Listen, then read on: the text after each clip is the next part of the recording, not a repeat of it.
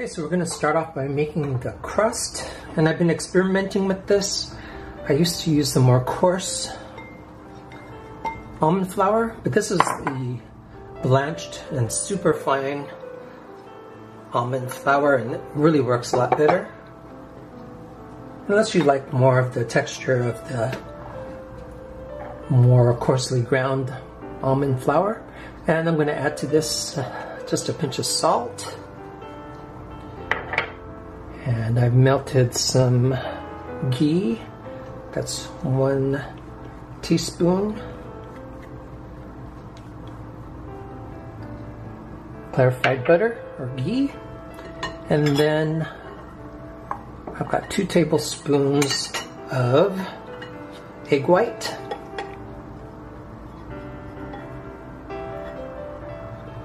And the secret to these recipes, because you're cutting back on some of the richness of the regular recipe, is to get as much flavor in wherever possible, even if it's subtle. So that's 1/4 teaspoon of cinnamon and 1/4 teaspoon of vanilla. And I use the Mexican vanilla. I think it's a really rich taste.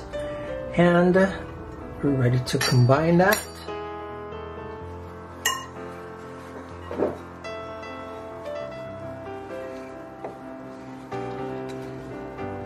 I already have my pie pan all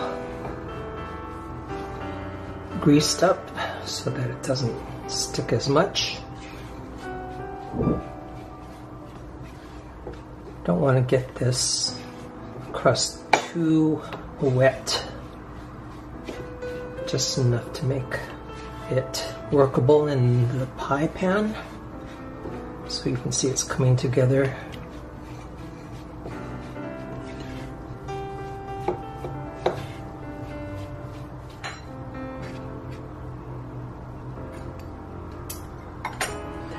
Working the rest by hand and make it into a nice little dough ball.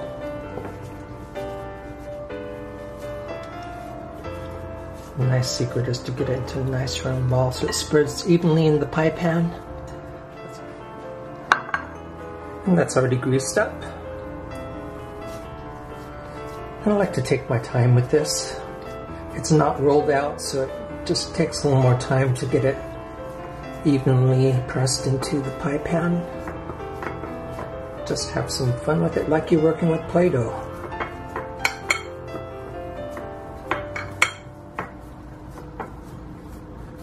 I like to try to get the bottom all even first, and then I'll work it up the sides.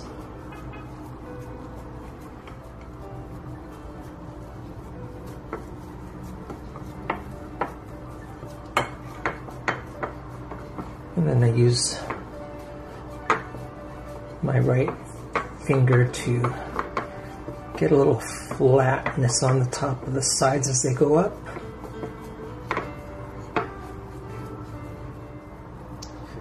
You can see where it's a little thin on the bottom, but that you can work out. You can just spread that around evenly as you work with it.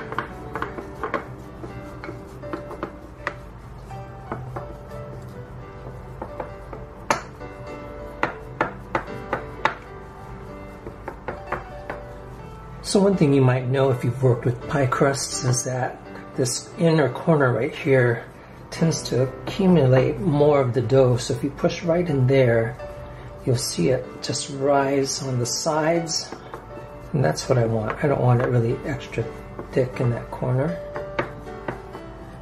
It'll make it more difficult to cut nice pieces later on.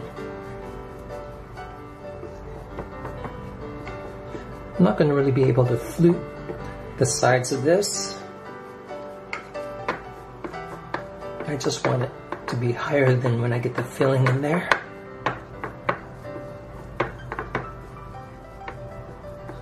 Well, you see this area right here is a little thin, but I'll just flatten some of the thicker parts and it'll fill in really nicely.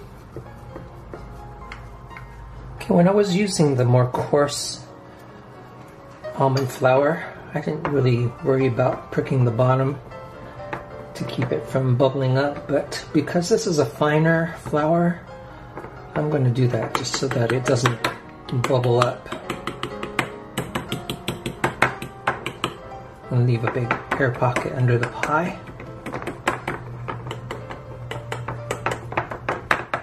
Okay, so this is ready for the filling, so let me work on the filling now.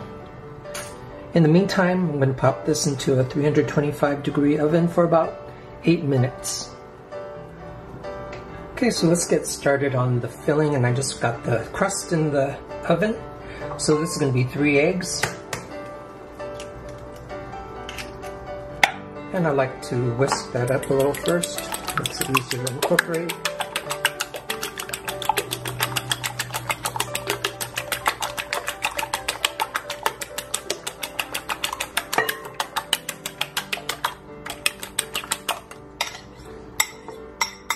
That's good. And I like to use Libby's. It's what my mom always used. And I've tried the organic pumpkin. If you like that, that's fine. But when I used it, I got this squashy-like taste. And it really depends on what they're using for the pumpkin, what kind of squash they're using. I realize they don't always use pumpkins. But if you ever see those sugar pumpkins, they make great pies. And they don't taste squashy. They're somewhat small in size. You have to roast them first and get them out of the shells, but if you have time, it's really worth it. I just don't have time right now.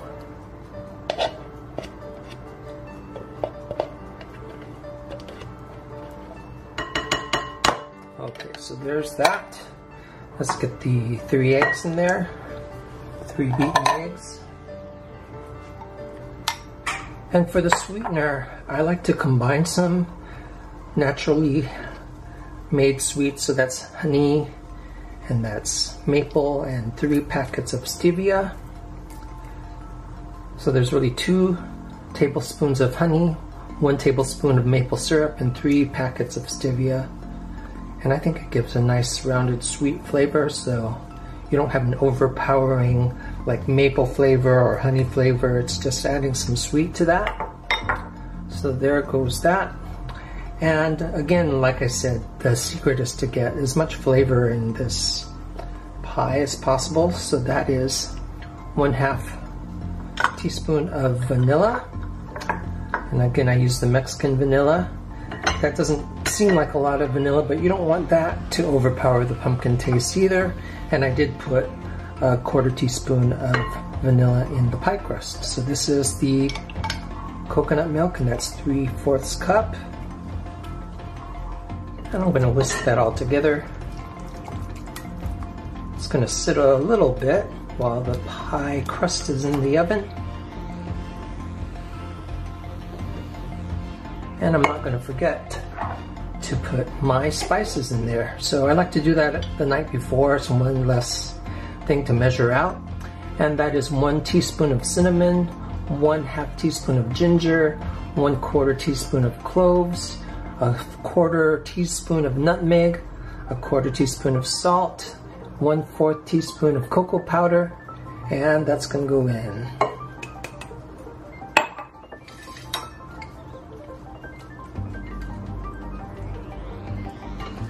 Smells great already. Love that color too. Okay, we're just going to wait for our pie crust, let it cool just a little bit, and then we're going to pour this in there.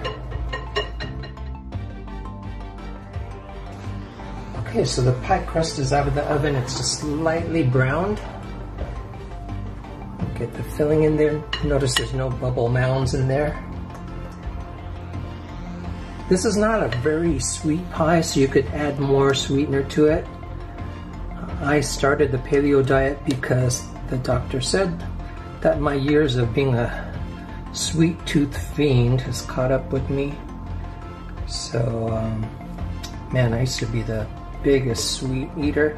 You notice if you are a sweet eater, that when you cut back and you go back to the sweets you used to go to, everything seems too sweet. So I adjusted the sweetness to be less sweet.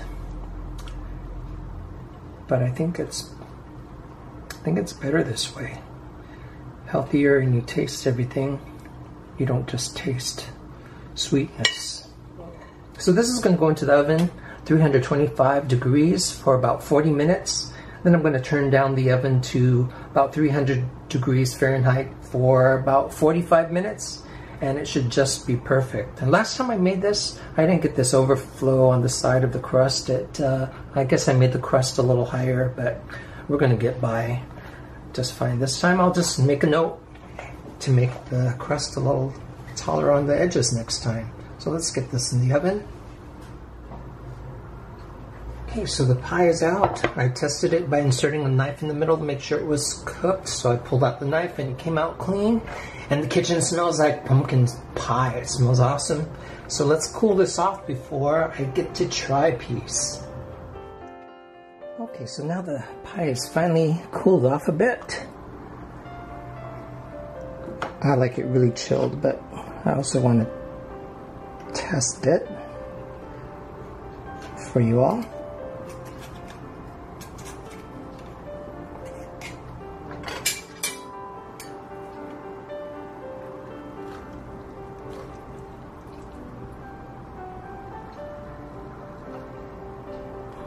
First slice is always hardest to get out, but I really don't care how it came out. I just want to get it in my mouth. So I'm going to dollop some Greek yogurt on top of that, and we'll give this a try. I hope you'll try it too. It's really pumpkin-y without being really sweet. So if that's the kind of pie you like, I think you'll like this one. Let's see how that is.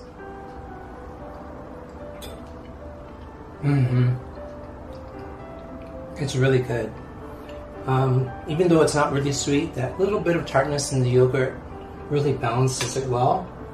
And it's a really good custard. You'd never really know that it's a special, paleo or diet pumpkin pie. And that's why pumpkin pie is like the perfect pie to turn into a paleo, because the pumpkin is okay, the eggs are okay, and so basically it's the sweetener and the flour that you have to kind of change a little bit.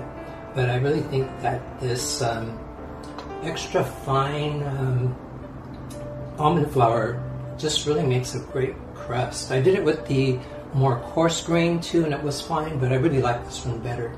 It's a lot of flavor, and we're coming up on pumpkin pie season too, so you might want to try it. And please let me know how it goes if you make it. The recipe is down below in the description box, so it should be easy to follow along with the video, and let me know what you think. So until I make another soap video, I'll see you later. Bye. Makes me happy.